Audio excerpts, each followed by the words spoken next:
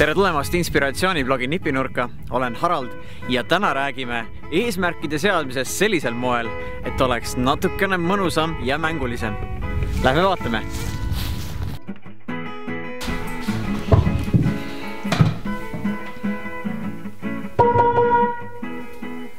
See klaver on pisut häälest ära, seepärast on keeruline temaga ilusaid meloodiaid mängida.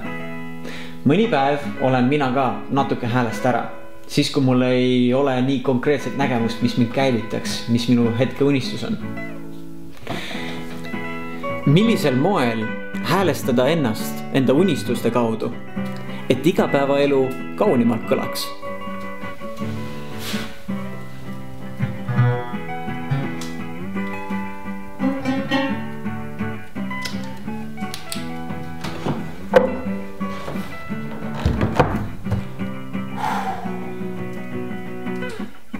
Lähme vaatame, äkki on kuskil mingi juhend, kuidas klaverit häälestada. Positiivse meeleseisundi ja köitvate unistuste loomiseks joonistan enda elupuu. Viljadeks on siis need asjad, mida tahan enda elus kogeda, mida tahan näha.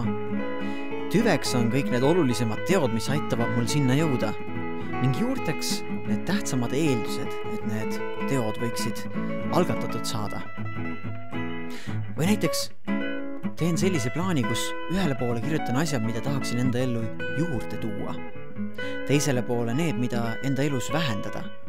Ja siis mõtlen erinevate tegevuste kaudu, kuidas jõuda selle soovitud seisundini.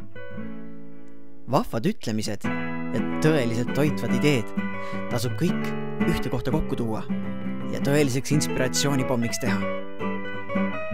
Aga üle kõige on inspireerivad head, autentsed vestlused enda unistuste ja huvide ja kõige selle edasi viiva teemal.